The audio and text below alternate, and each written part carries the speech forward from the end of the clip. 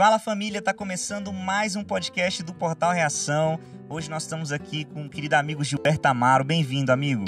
Obrigado, agradeço o convite. Gente, o Gilberto é educador, ele é palestrante espírita, ele tem um conhecimento muito bacana aí também sobre a melhor idade, né, que fala agora? Bem, exatamente. Tem vários projetos bacanas e a gente vai bater um super papo aqui com o Gilberto, que está presente em algumas casas espíritas que a gente frequenta, né? Tá lá no Senol, que ele é palestrante do Senol, mas tá lá na nossa casa no Celche também, já esteve em muitos lugares, até pelo Brasil, né, Gilberto? Muito comum a gente viajando ao trabalho ou quando convidam, né? Semanas espíritas, por exemplo. O GEB de Cristalina, de 2 em 2 meses estou por lá, fazendo palestras para eles. E toda semana espírita, ou eu abro a semana espírita ou encerro a semana espírita, não tem jeito. Vianópolis também é comum estar presentes. E a região aqui do Distrito Federal, Lusiânia, casas todas esse. Legal. Você nasceu aqui? Não, eu nasci no Rio de Janeiro, de Caxias. Não tenho sotaque, meu pai veio para cá no início e me trouxe miudinho, né? Aliás, minha mãe disse que eu comecei a caminhar aqui em Brasília. Ah, entendi. Então, seus pais já vieram para cá. Pô, então vieram na época que Brasília tava... Sério, meu pai veio em 58, bem no início. Depois minha mãe eu nasci em 59, né? Minha mãe veio em 61. Tava bebezão ainda. Seus pais uns candangos. Candangos, é. O pai já desencarnou, minha mãe tá aí ainda. Lá com ela, dentro dessa capital maravilhosa. Minha mãe não gosta muito, porque é sergipana, deslocou para o Rio de Janeiro sem querer, na adolescência, com a família. Veio para Brasília também sem querer. E até hoje ela, minha filha, não gosta muito não. É bom para viver, mas aqui dentro eu não gosto muito. É uma realidade, né? Então, assim, posso dizer que praticamente nasci em Brasília, porque meus amigos de infância, os adultos, os jovens que estão se fazendo meus amigos também, né? Porque a gente tem que ter um certo cuidado, né? Para se considerar vivo, não basta você ter idade ou ter essa experiência. Mas eu tenho um amigo judeu que ele diz assim, dá uma olhada na sua agenda. Observa se você tem as faixas etárias da primavera, verão, outono e inverno. Eu olhei para ele, mas o que é isso? Ele olhou minha agenda, naquela época era escrita ainda, agora é eletrônica. Tem uma criança a cada ano na sua... Acrescentou uma criança, acrescentou o jovem, acrescentou o adulto, acrescentou o idoso. Se faltar um desses, você já morreu. Tem que ter sempre todo ano um novo amigo, criança, jovem, adulto. Que legal. Achei lindo isso. Lindo. Né? Então, a minha mãe tem essa característica de fazer relações, embora ela fique no cantinho dela, mas faz amizade no mercado e tal. Eu vivi isso com ela e trouxe para mim. Hoje eu repasso para as pessoas terem esse carinho, ter todas as estações numa só existência, né? Sim. Posso não ser um bebê, uma criança, mas eu vou se os amigos têm filhos, vou lá na festa de aniversário, gente que aniversário de criança, não vou não. Não, vai lá, se mistura, brinca, dança, canta, depois vai embora. É para poder manter essa estrutura de trocas de estações da vida. Sim. Numa só existência. Isso é importante. Sim.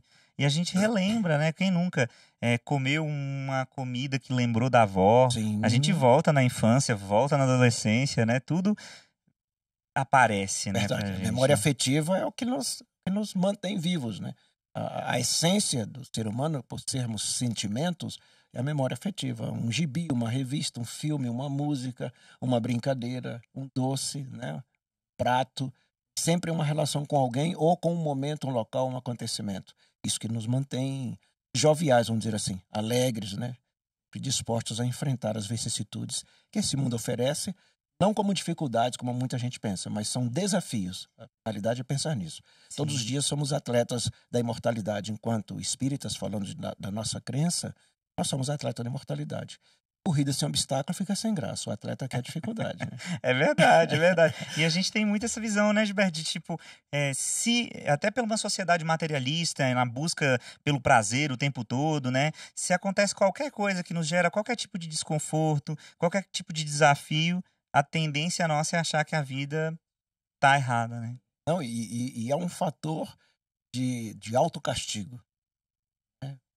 Em 2 palavrinhas que eu peço para as pessoas trocarem sempre, que é acertei, errei. Né? Sou santo ou pequei. Não, para o espírito imortal você tem experiência e aprendizado. A experiência lhe provoca desafios e esses desafios vai lhe dar uma estrutura para pensar, criar e raciocínio para se ajustar e permitir que os caminhados que vêm depois sejam menos sofridos quanto o nosso. Então, se eu ficar também na culpa, nossa, eu errei, tem gente que tem esse hábito, né? Como eu sou idiota, por que eu repeti isso de novo? Não, pera, essa experiência foi interessante? Foi. O que eu aprendi de positivo e de negativo? vou levar o que lá para frente? Bom, de negativo eu não quero mais. Então, o positivo para evitar o negativo.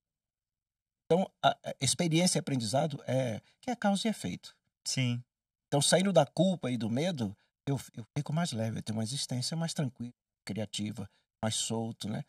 Enfrentar as vicissitudes como todas as outras pessoas, mas com um padrão entre o sentir e o pensar, um estado. Está se cobrando, nem exigindo, nem culpando, nem responsabilizando, mas simplesmente analisando e aprendendo cada passo, né? Aquela passagem, no mundo vós tereis aflições, mas tem de bom ânimo. É no mundo íntimo, está falando do mundo exterior. Que eu tenho que ter bom ânimo para poder agir e solucionar as questões que o planeta me apresentar. O desafio que é para minha inteligência ser aprimorada a cada dia.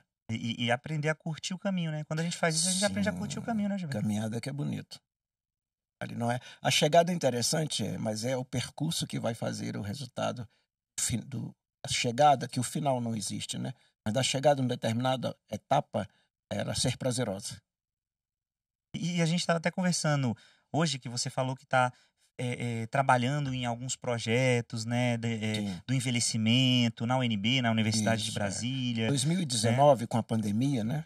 2019 não existiu. Uhum. Então nós ficamos, ficamos no casulo, confinados, né? Eu não chamo tão confinados, mas nós ficamos num período de gestação ali. Sim. Alguns se isolaram, outros se recolheram, né? Nós recolhemos porque, semelhante à lagarta, havia uma necessidade de uma transformação em nós, não no mundo exterior. Então, você fica em casa o tempo inteiro, fazer o quê? Aí você abre algumas aulas, né, no trabalho de EAD, né, na formação continuada de professores, que eu trabalho nessa linha, sobrava horas, porque em casa terminava a transmissão, o restante estava ali com a minha casa, cuidando da minha mãe. Não, tem que fazer alguma coisa. Aí vou lá pesquisar, vou fazer um idioma, vou dar as palestras, os seminários dos colegas experientes no espiritismo e tal. Aí abre lá questões sobre envelhecimento. Como eu já estava fazendo uma especialização em gerontologia, eu vi lá a Universidade do Envelhecer. Falei, o que é isso? Aí quando eu olho o símbolo Brasília, UNB, Universidade do Envelhecer, aí entrei para checar. Já era a segunda chamada, porque faltou vaga. Era a segunda chamada para quem quisesse participar desse curso Educador Político Social em Gerontologia. Aí entrei no curso. 2019, terminamos em 2022. Dezembro teve a nossa colação de grau. E nisso já fiquei na equipe de comunicação, na equipe de ensino e didática, né, e ajudando a consultoria da gestão geral, que é fazer os contatos dos polos com os outros cursos e tal. E recentemente eu entrei no núcleo de pesquisa, né, no comitê de pesquisa da Unicer. E dentro desse curso você tem vários projetos que é muito interessante. Um deles é semelhante ao que nós fazemos em nossas casas, que chama Fale Comigo. Na casa chama Atendimento Fraterno. Uhum. Você escuta os jovens com dificuldades absurdas. Eu 64 anos, conversando com um jovem de 21, dá vontade de chorar por ele, porque a amargura íntima é absurda. Então, permitiu nesse campo, tanto no caso da pesquisa voltada para o envelhecimento saudável e produtivo. Então, tem a área da medicina, da geriatria, da gerontologia, a turma da fazenda Água Limpa da UNB com relação ao plantio, alimentação e colheita, para trabalhar esses aspectos da alimentação natural e com qualidade, mas também o lado do sentimento, o campo do sentimento. Então, eu me encantei e falei, bom, estava pensando em parar, ficar quieto. E aí terminou a pandemia, encerrou-se os cursos à distância, agora são presenciais. Aí eles abriram um polo em Santa Maria. Eu sou o tutor, antigamente eles chamavam de coordenador, eu sou o tutor lá. Cuido dos professores, dos alunos, dos estudantes que estão fazendo graduação, que são chamados de extensionistas, estagiários, com a turma que vai terminar em julho que vem, né? E estamos abrindo um novo grupo, Gama, em Candangolândia, vamos abrir em Águas Claras, novas turmas dia 18 de março. Então, como o envelhecimento é um campo relacionado com a evolução do planeta, não que vamos dizer assim, é um divisor de águas para prejudicar, não é para dar qualidade nas nossas relações, né? Permitir que aquele que teve experiência de vida, que os livros não vão contar tudo, nenhuma universidade consegue, possa passar para os que estão chegando. O que o programa Universidade do Envelhecer está fazendo? Trazendo os profissionais que já se aposentaram, formaram, ou que mesmo não tenha feito formação superior, lá também recebe de outras graduações, para trazer seus conhecimentos e ali durante o curso de extensão de Educador Político Social e Gerontologia, acrescentar conhecimentos dentro do campo da universidade. Isso é muito legal. Aí, história, as pessoas entram, alguns, olha, eu nem sabia o que fazer mais, aposentado, entra em depressão, tristeza, porque vai perdendo os amigos. Você imagina, você chega aos 50, foram 2. Já chega aos 60, já foram 10. Eu, 65, da minha infância, para você ter uma ideia, que fez o ensino fundamental, terceiro, quarto, quinto ano, até o ensino médio, só tem 2 amigos. Um, o Carlos Alberto, que está na Casa Espírita lá na Cidade Ocidental, e o outro amigo, o Paulo, que é do Gama, se aposentou agora, trabalhava no Banco Central. Só tem nós 3 vivos. Um dia nós falamos, nós somos sobreviventes. Nós temos que fazer alguma coisa com isso, porque se nossos amigos de sala de aula, 42 pessoas na sala de aula, os amigos já foram todos, só tem nós 3, alguma coisa a natureza quer da gente. Essa consciência nós tivemos. Então, por isso que eu resolvi, aposenta, não, peraí, é um novo caminho, é um novo desafio, e convivemos na questão intergeracional, né? Porque entre os universitários que prestaram vestibular, em determinado momento na profissão deles, terapia ocupacional, odontologia, medicina, engenharia, econômica, eles são chamados para estagiar conosco. Sim. Aí você tem esse contato.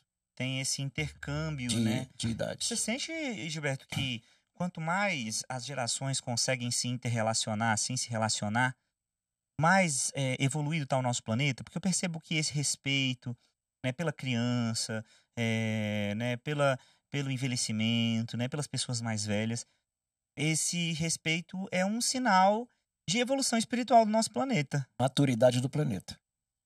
Geralmente eu coloco dentro daquele grau que Kardec colocou, né? Mundos primitivos é creche, é a creche. Uhum. Okay? Expiação e prova, jardim 1, 2 e 3. Regeneração que nós vamos entrar é ensino fundamental, do 1º ano ao 9º ano. Mundos felizes, ensino médio. E o mundo de amor, que é a última encarnação, é o nível superior. Então agora, transitando, né, da jardim 1, 2, ensino fundamental, né, 1º ano, 2º ano e tal, para o ensino médio vai ser mundos felizes, já começa essa aproximação intergeracional. Então, a maturidade do planeta parece, aos olhos de alguns, de uma forma superficial, que há uma recrudescência da discriminação, do preconceito. Não. Há o olhar incomodado da imprensa, das pessoas, das famílias, com relação à criança, com relação ao jovem, com relação à mulher, com relação ao idoso. Há um olhar incomodado. Então, antes se fazia algumas questões de... Tipo uma vista grossa, né? Isso. Eu maltratava uma criança ou uma mulher, é questão de casal, questão de família, pai e mãe. Não, hoje qualquer violência contra a mulher, contra a criança, a sociedade abomina. Isso é evolução. Não, mas está maltratando o idoso? Peraí, a sociedade abomina. Está maltratando uma pessoa que tem a sua orientação homoafetiva diferente de todo mundo? Peraí, a sociedade abomina. Vamos encontrar ainda alguns seres sem o entendimento do que é isso, mas sua fala foi interessante. Há uma maturação, o planeta está caminhando para melhor, muito melhor. Qual é a universidade, vamos colocar 20 anos, qual é a universidade no mundo que há 20 anos, tirando a Europa, os portugueses, os italianos já faziam isso, os japoneses, mas que iam abrir vestibular para os seus idosos? É cota, abrir essas vagas, eles estão vendo no departamento vagas para 60 mais. Nós queremos pessoas de 60 anos nos departamentos distribuídos da UNB. Não se pensava nisso, isso é evolução. O velho é inútil. Ou é só para cuidar dos netos enquanto os pais estudam, né? Sim. Não vão deixar de cuidar porque a carga horária, o curso de educador político social e gerontologia tem um horário específico. Então eles cuidam, eles são cuidantes de um parente mais acamado.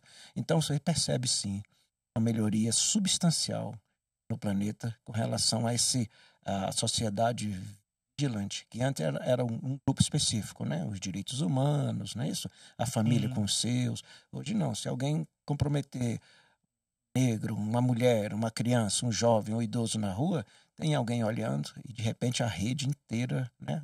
A internet ajuda nisso, já começa as ações e o Estado é mobilizado, né? Que as pessoas denunciam. Isso é legal, observar isso de como que a gente está evoluindo, como que a gente está chegando lá, né? E à medida que a gente for se aproximando do mundo de regeneração e aumentando, mais longa vai ser a nossa encarnação, né? Você está falando aqui em off que antes da gente começar, que eu achei muito legal, assim, vamos viver mais tempo na velhice do que na juventude. Sim. Nós teremos na alfabetização infantil pessoas de cabelo branco, você não vai ter jovens, porque vai existir um gap, né? Um abismo, um hiato entre a geração velha e a geração adulta, a geração jovem e a primeira infância. Sim. Vai existir um problema que não vai dar tempo formar professores para educar crianças. O que tem que se fazer? Chamar de volta aqueles que se aposentaram. Há indústrias aí na questão da expertise, mesmo entrando no campo dos carros eletrônicos, elétricos, né, de automação industrial, inteligência artificial, está chamando consultores aqueles mecânicos antigos que pararam na década de 80, 70, 90. Vem para cá, eu quero que você olhe. Mas por que estão me chamando? Você sabe como apertar o parafuso. sabe o grau de apertar o parafuso, você sabe como ele vai regular a inteligência desse carro para a gente entregar lá para o usuário. Legal. Então é uma outra visão. E no começo, aquela preocupação, acho que você deve lembrar, até por causa de George Orwell, né? 1984, aquele Sim. olho que vigiava todo mundo. Sim. Quando começaram as câmeras, né? Um grande Big Brother, né? Todo mundo preocupado com isso. Mas o que está acontecendo hoje? Nós somos seres cuidantes e somos cuidados.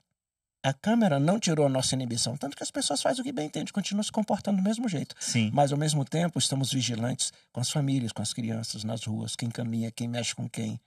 Entende? Estamos realmente cuidando. Não é vigilância, é cuidado. Isso é evolução. Quem se preocupava com isso? Sim, isso aí tem um ponto muito legal, Gilberto, porque tem um ponto até que eu já vi ser questionado no espiritismo, né, e perguntaram até para os espíritos, né, que quanto mais a gente vai evoluir, qual que é a linguagem dos espíritos? É o pensamento. Né? No mundo espiritual, eles todos se comunicam, na grande maioria das vezes, pelo pensamento. E aí questionaram, né, o espírito, mas e a individualidade? Quando eu quiser pensar alguma coisa, né? E aí o espírito responde que em determinados momentos de evolução não se tem mais nada a esconder, né? Então, o que está acontecendo é isso, né? Perfeito. Nós estamos visualizando tudo que está acontecendo, tudo está sendo falado, e a gente está sendo convocado a uma real transformação, né? Sim, não tem como. A nossa escola, geralmente digo, né? A filosofia espírita, ela não é moralista, é importante lembrar disso. Ela é moralizadora, ela nos conduz a perceber nossos atos, sentimentos, né, pensamentos, e verificarmos se aquilo é excelente para nós e para aqueles que estão caminhando conosco nessa jornada evolutiva. Então é evidente que quem tem algo para esconder, ele não vai conseguir. Então, moralmente, vai ter que mudar. Você percebe, vamos colocar no lado real, a política. Nós descobríamos algumas delinquências no nosso político 4 anos, 5 anos depois, quando encerrava o mandato, ou quando um jornalista conseguia investigar, e às vezes ele era até eliminado. Nós tivemos em Brasília o Mário Eugênio, descobriu algo muito sério aqui, e ele foi eliminado em frente à rádio. Né? Hoje não tem como, né? O camarada apronta hoje, quando ele acordar de manhã, a rede mundial está divulgando já. Entende? Então, Jesus já dizia isso, está no Evangelho. Tudo que está escondido e em silêncio será falado em voz alta para todo mundo e às claras. Não tem jeito. Não nos enganou. Tudo que é no escondido será revelado. Do campo do bem, do campo do mal também, do comportamento. Então é evolução. As pessoas precisam atentar a isso e perceber que se não se adequar, se adaptar ao sistema, existem outras escolas, você passa guardando elas para ficar lá até se adaptar e conseguir viver numa sociedade que tudo vê, que tudo sente, né? E eu costumo até brincar, você falou da questão do pensamento. Eu falei, gente, a evolução é tão fantástica que eu não preciso nem fazer expressão facial, o emoji faz por mim. É verdade.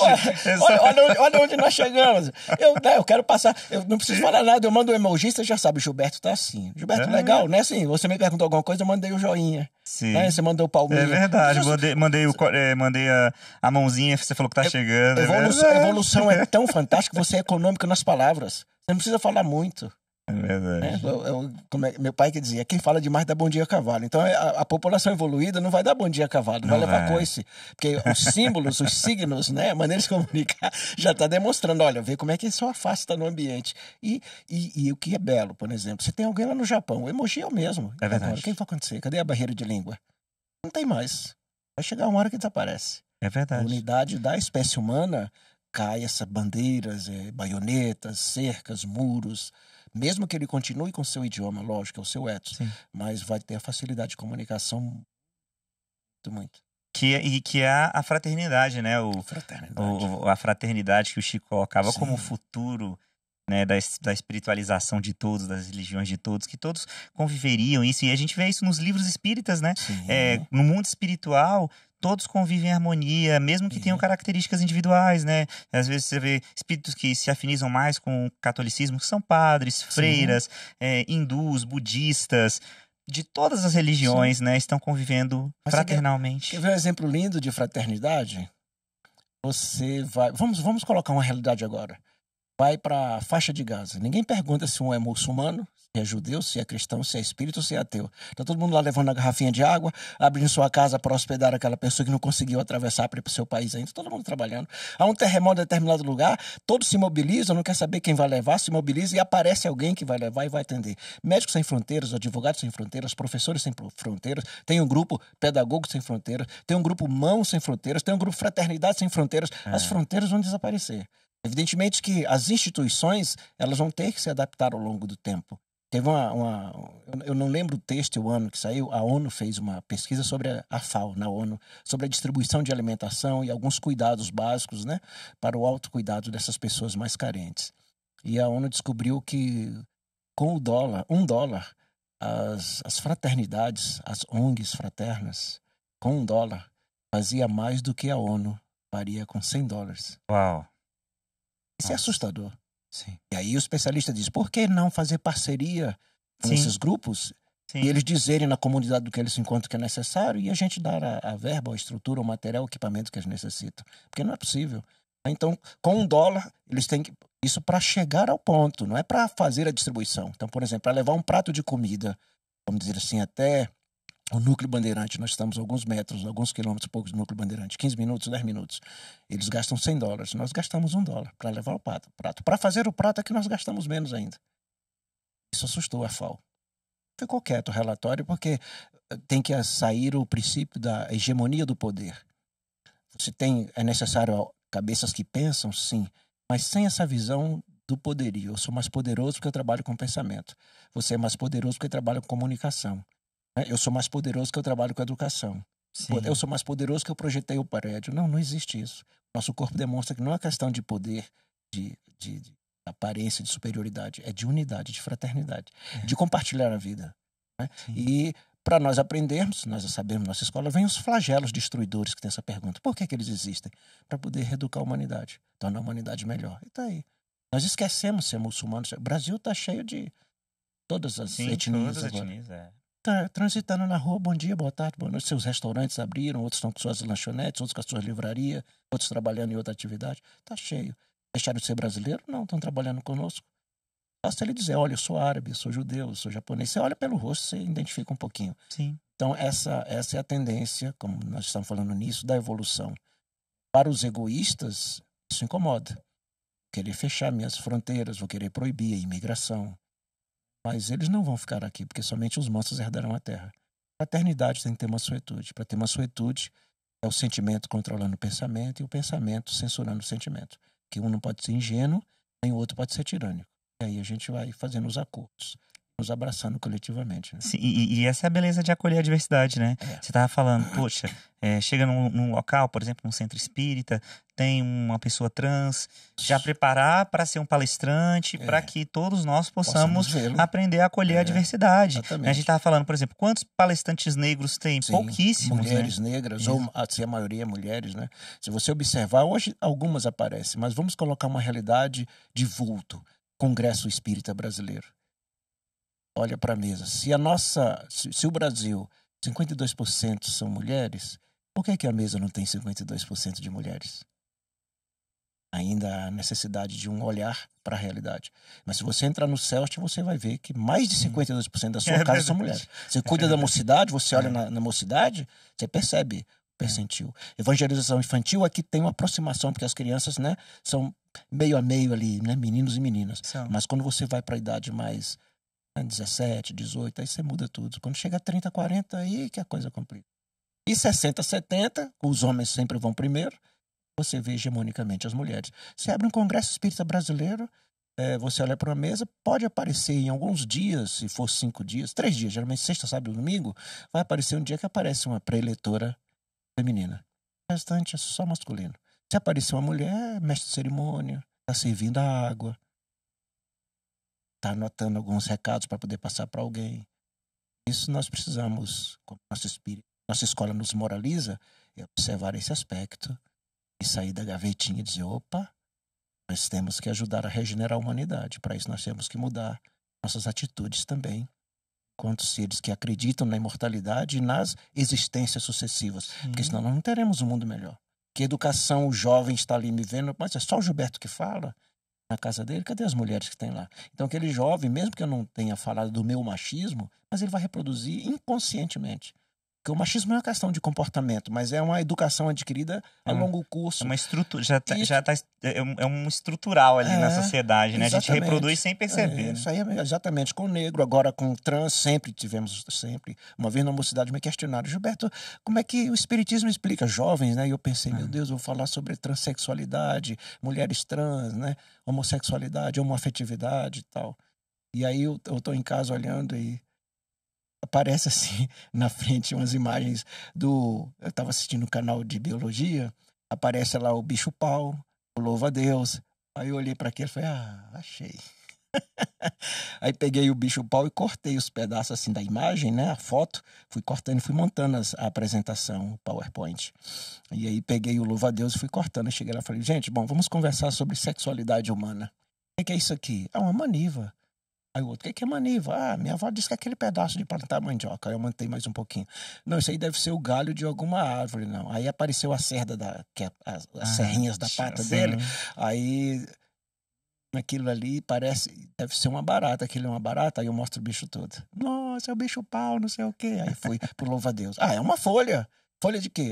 De limão, parece limoeiro, parece que aquele limoeiro tem lá em casa. Aí eu aumentei mais um pouquinho, não é uma folha, eu acho que é uma flor.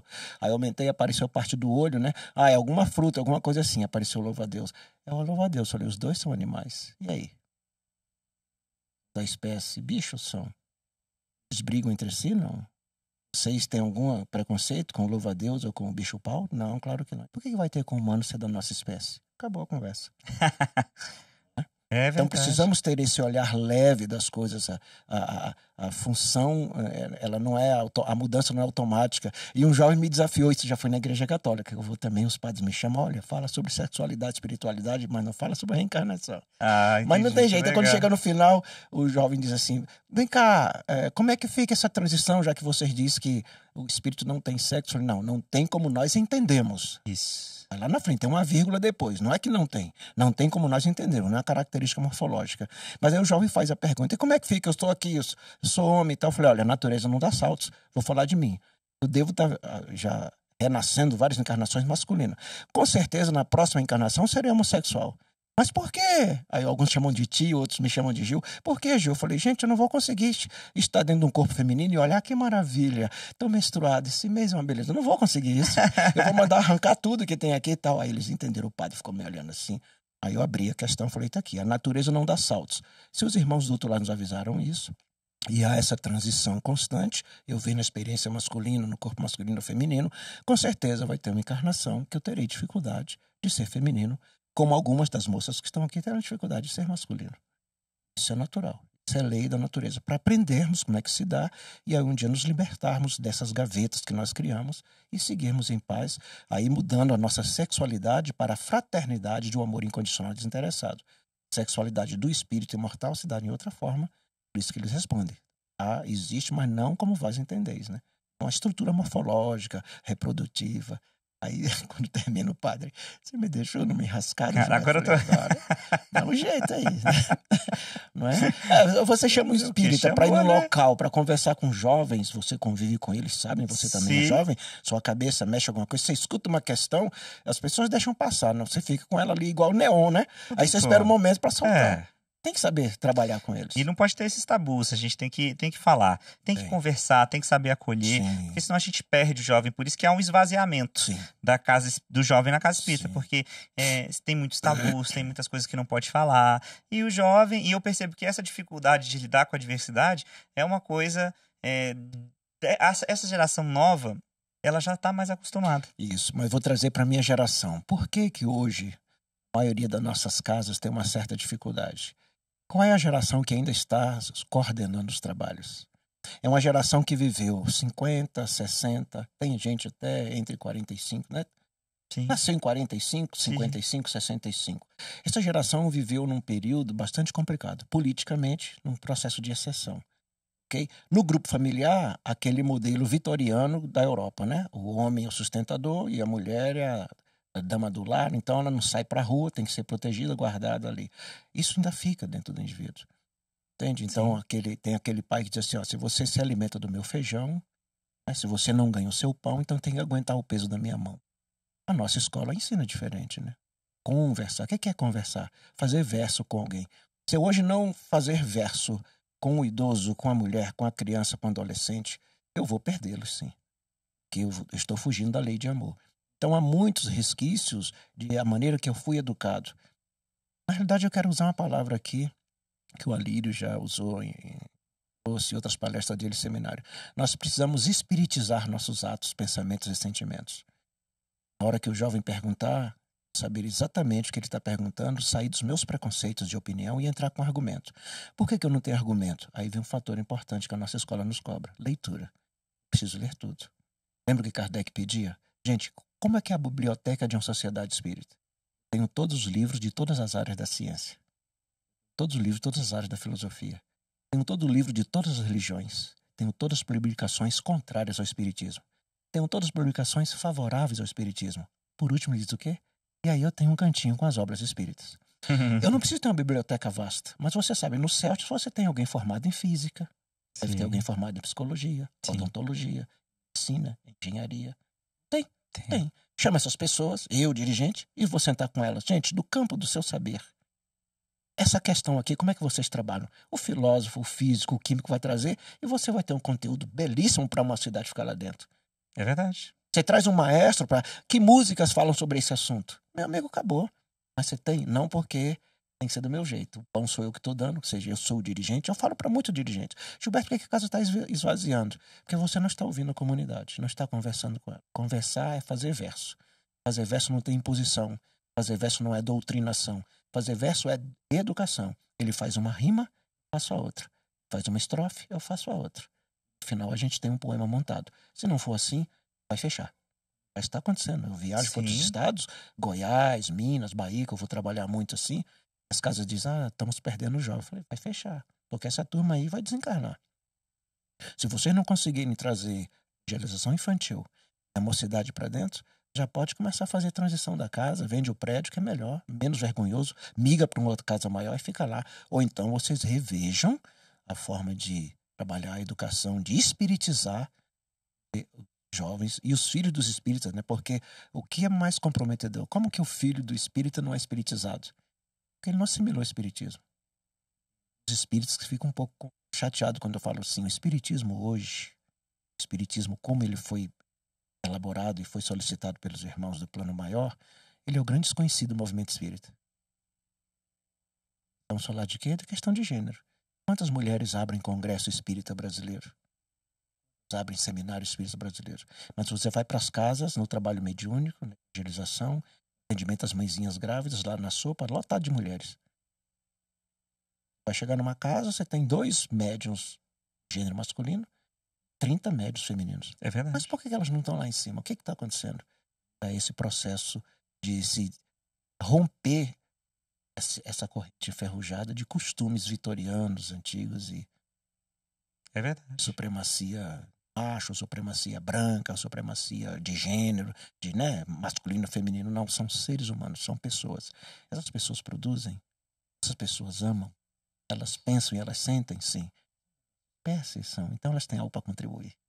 Aí eu mudo totalmente a forma de tratar. Com certeza. E até das outras espécies nós aprendemos tanto, né? Quanto que os nossos cachorrinhos, gatinhos, animaizinhos, cavalos ensinam a gente, né? Então a gente está aprendendo muito sempre, mas é uma coisa que eu vi o Rossandro falar, né? Em algumas palestras ele já falou, em alguns podcasts que ele falou, eu achei que muito interessante, que é assim, maturidade não tem nada a ver com a idade. Não.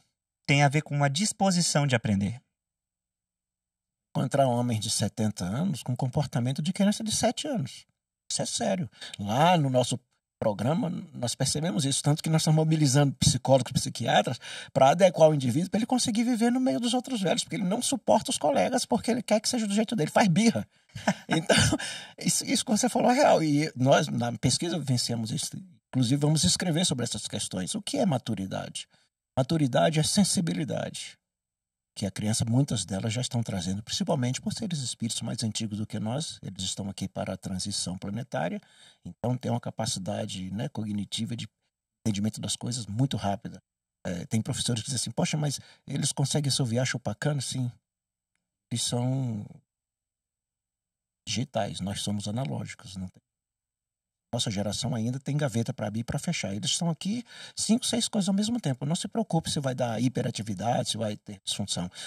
Não é estimular demais, mas é permitir que ele desenvolva com aquelas habilidades que tem. Então você vê um aluno aqui com a mãozinha aqui fazendo um negócio da aula de inglês que ele vai ter depois da aula, né? E olhando para o quadro lá. Ao mesmo tempo, e olhando para o quadro e fazendo um negócio. O professor pensa que quando olha lá, ele está fazendo um teste de inglês, mas está ouvindo uma aula, assistindo uma aula de matemática. Se der a prova para ele, ele vai responder. Se eu disser para ele, para com esse caderno aí, presta atenção na minha aula, cortei. Você perdeu ele. Os neuropeptídeos vão entrar em choque, aí vão entrar em convulsão, porque ele vai ficar com raiva do professor, vai se sentir inútil, vai atrasar o trabalho dele, porque é o tempo que ele achou gostoso de fazer simultaneamente. Eu, por exemplo, eu sou de uma geração de 59, mas eu não consigo ler só um livro, eu tenho que ler 3 livros ao mesmo tempo, de assuntos diferentes. Caramba. Se eu tô lendo um livro de educação e filosofia para preparar uma aula, um conteúdo, eu tô lendo um livro sobre botânica aqui, que não é minha área. Eu tô lendo um livro de física e química, que não é minha área. Eu preciso disso. Senão eu não fixo. Dessa diversidade. Como é que você não usa slide? Muitas casas perguntam, você não projeta nada, tá tudo na cabeça. Eu falei, eu vou preparar um tema, então você me chama. Gilberto, agora estão chamando muito para falar Jesus em casa, né, por causa do Natal. Eu tô lendo Jesus em casa e tô lendo Tolstói. E aí do lado eu tô lendo sobre inteligência artificial. Totalmente díspares. Aí eu fixo esse daqui, fixo o outro. E geralmente acontece, às vezes, na palestra, eu pegar um enxerto de um dos 3 para colocar lá. Sempre foi assim. Imagine a turma que nasce hoje, meu querido, já com o dedinho na tela. Velocidade enorme de memória fotográfica. Eu não tenho, eles têm memória fotográfica. Né? Olha para o quadro, eu escrevi e acabou. Então eu digo para os professores, nós somos o slow motion para assistir juventude. Pode ser assim. E o espiritismo também não pode ser slow motion. Sabe? Eu tenho que ter situações dinâmicas. Por exemplo, digo para muitas casas, universaliza o conteúdo. Fica numa sala lá, eu tenho um evangelizador ali que vai tratar, vamos dizer assim, uma passagem de Maria. Na outra sala, o evangelizador vai tratar a convite de Jesus chamando os discípulos. Na outra sala, vai chamar Saulo encontrando Jesus no deserto. Pronto. Eles têm uns minutos para circular. Depois ele volta e vai para a sala principal. Você vê o conteúdo. Aí fica todo mundo ali de 8 da manhã ao meio-dia. Aí a criançada... Aí a turma, o evangelizador fica desesperado querendo fazer o lanche, dar um intervalo para controlar e põe uma música. Não. Cria a rotina diferenciada para ver o que acontece. Vamos lá para o jardim, vamos plantar girassol, época de girassol, vai lá fora, planta o girassol, fala do processo dos 3 reinos e tal, depois volta. Meu amigo, muda tudo. Entende? Então, há uma dinâmica que nós precisamos seguir para poder sair dessas gavetinhas e perceber que não é que o mundo está acelerado, nós é que somos lentos para poder fazer essa mudança. A gente está, como não é possível frear a evolução, né, parar a evolução, sim, mas a gente está retardando muito ela, né? Muito, aí tá empurrando assim, ali, tá empurrando a gente. E eu escuto, eu fico ouvindo reportagem, não, o tempo está passando muito rápido, o ano já acabou. Eu falo, gente, para mim não acabou. Eu tenho uma rotina, a cada meia hora eu tenho um calendário atrás da porta do meu quarto do que eu vou fazer. 5 às 5h30, 5h30 às 6, das 6 às 6h30, 6h30 às 7h30, tudo marcadinho, para poder não ter problema. Tanto que você me liga, os meninos ligam lá, Gilberto, a palestra, você aqui, olha, dá, não dá meu horário, porque para não gerar ansiedade em você nem desequilíbrio em mim. Eu não posso estar ansioso para chegar nos lugares. Você tem que estar harmonizado, equilibrado para fazer as coisas. Perfeito, né? Perfeito. Então, assim, as pessoas usam mal o tempo e nisso diz que ele está muito rápido. Não, o tempo é o mesmo. O tempo é o mesmo, sempre foi e sempre será. Agora, como é que eu estou fazendo uso? Aí difere um pouquinho. Assim, o Malbaratá, que lá no Evangelho é aquele que enterrou, né? Sim. Que ele enterrou o tempo. O tempo ele conseguiu 2 talentos. Isso na parábola dos talentos, né? Dos talentos. Né? Ele ganhou o melhor de todos. O que ganhou 5 já foi beneficiado? Não, o que ganhou 1 poderia ultrapassar os que ganhou 2 e o que ganhou 5. Multiplicaram. Ele não soube usar o tempo. Ali está dentro desse processo. Que o talento lá naquela época é uma unidade de medida. Muita gente acha que é dinheiro. Tem até palestrante que fala assim, não, era unidade de medida. Você tinha talento para medir a prata, talento para medir o ouro, talento para medir o bronze. Então, de acordo com a nobreza do metal, a unidade tinha tamanho diferenciado. Igual aquelas matéria para fazer soro. Tem que fazer soro em casa. Tem um lado que é o sal, tem um lado que é o açúcar, né? O sal é menor, o açúcar é maior. É mais ou menos aquela medida. É uma unidade de medida na época de Jesus. Então, quando ele fala talento, ele está falando da unidade de medida que eu recebo. O que eu ganhei ali para poder fazer? Então, um ganhou 3 talentos. Os tempos daquele era diferenciado. Havia 3 talentos, 3 coisas para ele realizar. O outro só 2, porque tinha habilidade para aquilo, mas o outro só uma. Só que o nosso tempo 30 anos, 40 anos, 50. Aproveitando 2023, ganhamos um livro, as páginas em branco. 12 capítulos para escrever, 365 páginas. O que é que nós escrevemos? A pessoa chegou, nossa, o ano já até. Chegou o Natal, parece que foi ontem, não fiz nada. Pois é, errou o tempo. Ao chegar do outro lado, ele vai de encontro à própria consciência, vai passar o que aquele da parábola passou. Então, precisamos verificar isso, aproveitar as circunstâncias, como é que o mundo está se ajustando, como é que os nossos jovens, as nossas crianças, os nossos adultos, os nossos velhos estão se comportando. E aí a casa espírita ou o movimento ajustar-se, porque não existe a lei do progresso. O mestre Lyonês diz, olha, aquilo que nós formos diferenciado ou entrar em conflito com a ciência, abandona esse nosso lado e fica a ciência. Então precisamos, repito, o espiritismo é o grande desconhecido no movimento espírita. É necessário para e passo, estar atento às mudanças, não precisa muito não, só um passo à frente para poder explicar por que os jovens estão assim, por que existe a questão transexualidade, por que existe a questão aí, envelhecimento voltando para as salas de aula, toda a explicação natural, sem nenhum algo milagroso ou fato fenomenal. É programa natural do universo. Que legal, amigo. E você falando aí, eu tava lembrando, assim, de como às vezes vem uma prova na nossa vida, vem uma situação na nossa vida, e aí parece que ela é muito dura, né? Ela é muito dolorosa, parece que a gente tá implorando para Deus para que esse momento passe logo. Mas às vezes vem mudanças e transformações na nossa vida, que a sensação que eu tenho é como a gente estivesse num rio de flutuação. Já flutuou num rio que o rio você vai boiando assim e o rio vai te levando ali, né? Você não consegue voltar, porque o rio está te levando. Mas está muito agradável você estar ali se deliciando com esse processo, né? Tem dificuldades que eu vejo que eu estou nadando contra a correnteza, mas tem dificuldades que eu sinto que eu estou flutuando ali no rio e aproveitando aquele momento, né? Então, eu acho que aproveitar o tempo, como você disse, é compreender esse processo e seguir ali nessa flutuação gostosa, né? Sim. Encarar isso de uma forma positiva. E quanto mais resistência a gente cria, mais cansado nós ficamos, Sim. mais doloridos nós ficamos, né? E se deixar fluir é importante até para não dizer, nossa, de repente, vou copiar o Rossandro Klinge agora, ele diz, de repente não existe, né? Rossandro é ótimo. E é verdade. De repente aconteceu isso comigo, minha vida. Não, no seu fluir, alguma coisa você deixou de lado para comprometer essa sua navegação suave. Sim. Né? Isso é verdade, essa sua colocação é fantástica. Então, geralmente é um momento de alta percepção, né? Tem um texto de Emmanuel, eu não lembro a obra agora, a gente lê tanta coisa ao mesmo tempo até para palestra. Emmanuel diz assim, se na sua vida atual, na sua encarnação, você não tem aquele parente com problema de saúde muito sério, você não possui no seu corpo alguma doença degenerativa que demanda cuidados, se você não tem tanta dificuldade financeira como a maioria da população existe na Terra, como também você não tem que se preocupar, ir no presídio, visitar um filho, um parente que está preso e tal, preste atenção, porque você está numa reencarnação spa. Eu acho ótimo essa passagem, mano. Você está na encarnação spa. Se prepare para a próxima. Mas é uma realidade, porque Jesus não nos enganou, né? No mundo íntimo, vós tereis aflições. Nós teremos aflições. Nos dói ver uma situação de guerra em determinado lugar. Nos dói saber que tem alguém, uma mãe ou uma pessoa em condição de rua, né?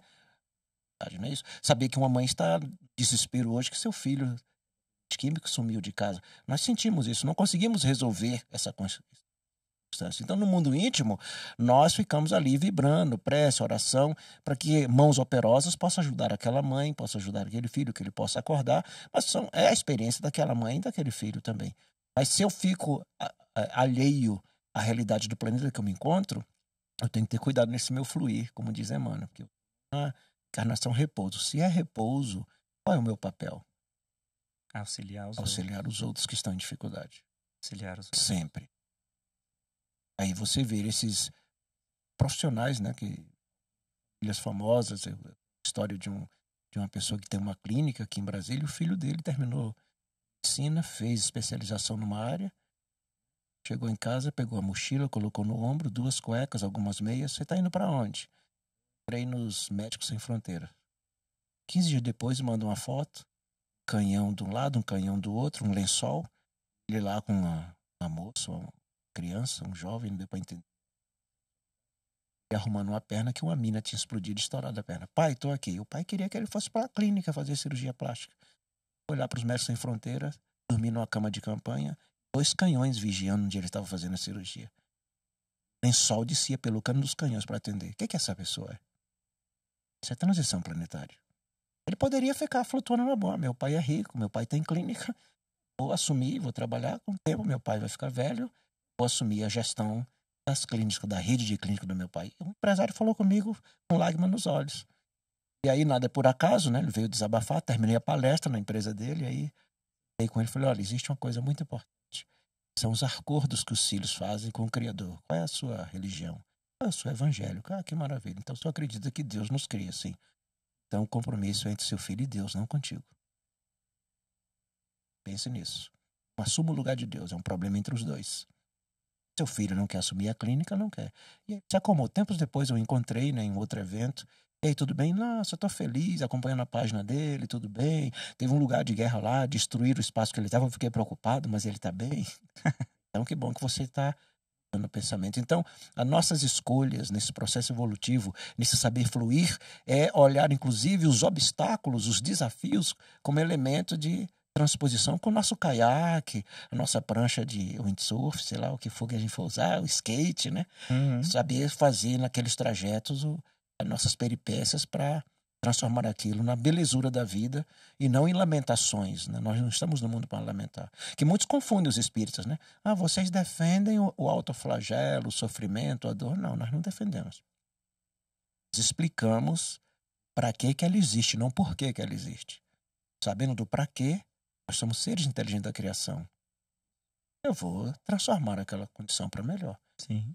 Se não fosse assim, estaríamos ainda com aquele telefone do quebrava a unha das mulheres lá de disco. Ou orelhão na rua, eu acho que nem tem mais, né? Eu acho que não tem, nunca mais vi também. Botar ficha, né? Hoje em dia você fala, a gente tava até falando assim, fala pro jovem assim, agora caiu a ficha. Eles ficam não olhando tem assim, mais essa. O que é isso? Que é essa expressão caiu a ficha, né? Exatamente. Eu tenho até que aprender com eles qual é a Qual é a palavra momento, agora que a né? gente usa.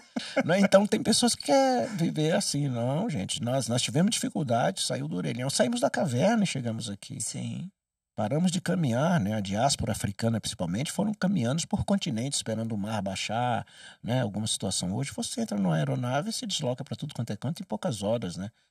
Então, se no campo físico, equipamentos à nossa disposição, né? Nossos parentes viajam, a saudade existe, mas ela é menor, né? Você abre lá o aplicativo e você conversa com seu parente no outro continente. Sim. Né? Online. Daqui a pouco vai estar acontecendo isso a nível espiritual, né? A gente está com as comunicações espirituais mais facilitadas, o intercâmbio entre os mundos, né? Uma equipe de pesquisa na Universidade do Porto precisou, seu Gilberto, o que é? Professor, estamos precisando aqui de 8 idosos, mas tem que ser um casal, um homem e mulher e tal, só arruma para nós, é um jogo que nós vamos fazer aqui em Portugal e saber aí no Brasil como é que funciona. Arrumei, abri o link, os idosos entraram, eles criaram os jogos, os idosos corrigiram o jogo, ajustou o trabalho deles, eles agradeceram. Lá em Portugal, já pensou no passado você ter que viajar? Uhum. Né? Então, Nossa, a melhoria da humanidade é tão substancial. Eu vou plagiar aquilo, Lu Santos, né? Há tanta vida lá fora, mas aqui dentro como uma onda no mar. A gente fica com altos e baixos ainda, né? Sim. Ai, que difícil, que não sei o quê. Nossa, no meu tempo era melhor. Eu não digo isso. Essa frase ninguém vai ouvir da minha boca. Na minha infância foi ótima, foi, mas não foi melhor. Tem como. Na minha adolescência foi ótimo? Foi. Eu vivi uma excelente adolescência, mas não é melhor do que a adolescência de hoje, não adianta. Os 60 anos hoje é maravilhoso, sim. Se eu chegar aos 70, vou dizer, maravilhoso, mas os 70 agora que é melhor. Você entende? E tem gente que, como a onda no mar, fica com altos e baixos aqui dentro. Não, quando era criança, o saudosismo de forma afetiva é importante, que foi o degrau que nos trouxe até aqui. Agora, ficar preso nele lá e não valorizar o que recebeu agora, aí é até, eu diria, uma falta de consideração os pensamentos de jovens e adultos que pesquisam, que estudam e que criam transporte, alimentação. Isso aqui que nós estamos vivendo agora, que Sim. não era possível com facilidade. Montar um estúdio desse tinha que ser milionário para você fazer o trabalho. Sim. Você ter acesso à rede para transmitir suas ideias é uma coisa absurda. Sim. Você compor uma música e um estúdio gravar, você tinha que ter vários nomes de pessoas para chegar até aquele estúdio e de repente o engenheiro de som olhava e falou, não, aqui não dá para fazer. E o diretor do estúdio, não, isso aqui não é vendável. Hoje você pega seu violão, grava e daqui a quando é amanhã tem 1.000, 100.000, 15.000 atrás de você, inverte, vem os estúdios lhe buscar. O que é isso? melhoria contínua. Dá para dizer que antes era melhor. Quem fala isso parou no tempo. Parou no tempo, Parou. isso mesmo, amigo. Poxa, muito legal, assim, eu tava...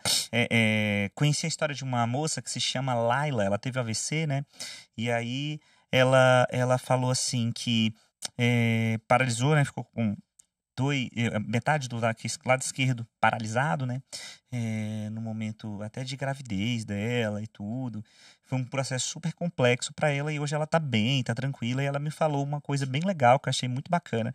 Ela fez uma tatuagem assim, escreveu assim, fez aquele sinal do eletrocardiograma, né? Assim, subidas e Sim. descidas, com a palavra AVC. E aí no final ela colocou assim: a vida continua. AVC. AVC. Que A vida transformação que continua. ela fez, hein? Exatamente. Aí ela falou assim: eu aprendi que os altos e baixos, as dores, as alegrias da vida, fazem parte da vida.